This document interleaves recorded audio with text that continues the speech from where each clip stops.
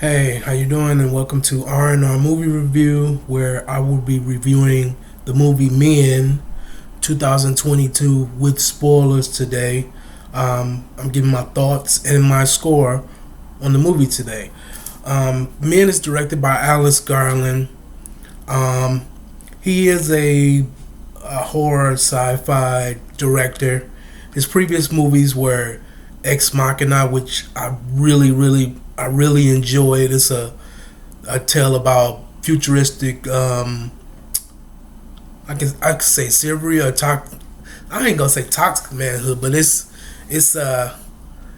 very good. And another movie he directed was Annihilation that came out on Netflix a couple years ago, which was which was brilliant in my opinion about the depiction of alien technology and alien what they call it, like a symbiote like creature, which I really enjoy with I don't know, Tessa Thompson was in it and some other people, but I both like both of those. It stars Jesse Buckley and Rory Keener. Now, Jesse Buckley was in the best season, in my opinion, of Fargo a couple years ago. She really did her thing in that, and I thoroughly enjoyed her in that season of Fargo. That's really the only season I watched because it was the season with the most cast of people of color in it. And Roy Keener, I just found out, did a voice on the new Watership Down that recently came on Netflix. I like that Watership Down. It was not as gory and not as graphic as the original Watership Down, but it was a very well made animated. It's not, this one is not animated. It's like computer animation, but it was good nonetheless.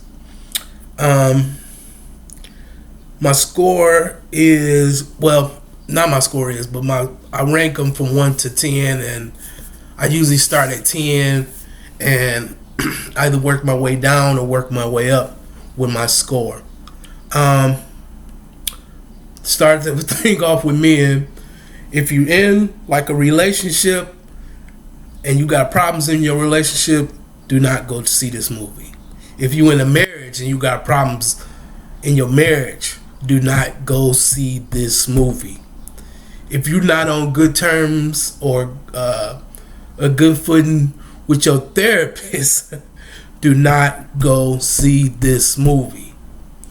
This is one of the wildest, and I wouldn't even say wildest because it's coming from A24, and A24, from the very inception of A24, they always come with that weird shit, and I love it. I love it to the bone.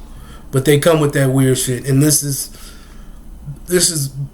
almost by far the weirdest, whimsical. Not even whimsical. I'm not even gonna say that because that would be disrespectful to whimsical. This movie was, it was man. Okay, the lead character, her name, you know what? I forgot her name, but it was the Jesse Buckley character. She gets into an argument with her husband, and he threatens her. He threatens her that said he's gonna kill himself and he's gonna harm her. And throughout the movie, we see flashbacks of stuff leading up to him actually getting, I don't know, up to the roof or over the next floor of where they're staying, and he actually falls off the building. And he looks at her as he falls, and then it is like he haunts her or something, man. It's weird. It's weird. And she goes through this trauma, and she says, "You know what? I'm gonna just get away for a minute and go out to this Countryside Manor or whatever. It's like a Airbnb or whatever." She goes out there, and the guy who owns it, which is played by the Roy Keener character, shows her around, shows her the grounds and everything, and he leaves. She goes throughout her day, goes for like a walk, and she goes through this tunnel and she sees like a man at the end of the tunnel. But she can't see what he looks like, except he gets up and starts coming towards her. And she runs back to the house. She gets on the phone with her friend, and she looks at the man, and this man is completely naked. It's like he's naked, but his face is like green. He has scratches and stuff. He's like a homeless man. She calls the police. Police picks him up. They say, hey, he ain't do nothing. They let him back out. This guy comes back to her house. This guy, well, all this while, this guy starts turning green, and everywhere she goes, she sees, the people she sees has the face of this Kara Keener character. Now, to us, it looked like that, but I think to her, she's seen what those people really look like. Because if she went in a bar and everybody looked like this character, I would walk out like, no, I'm not doing this. No. But anyway, that ain't even the weird part. That's not even the weird part. Okay. The green guy comes back. He has leaves and branches growing out his body. They have a letterbox. He sticks his hand in the letterbox. She sticks a knife in his hand. He proceeds to pull his hand all the way through the knife, and he's not dead or anything. And throughout the movie, every time she runs into this character, his hand is split open, like I want to say the alien on Total Recall, like when he split both his hands came. It was, man, wow. Anyway, after that, whew, this is very weird. It's an intense movie. Anyway, after that, she finally goes back in and locks the door, and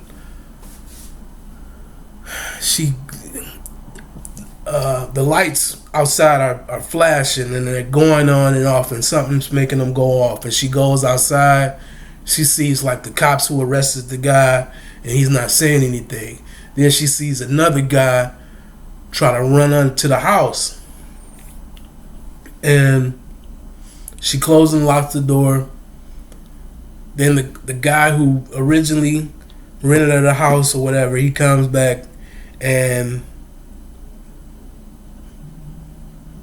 dude, this is it's very weird. He's different now. He's the green guy. He has the branches and the leaves in his mouth, and his stomach is big. Now, originally he was naked, and you can see full frontal nude.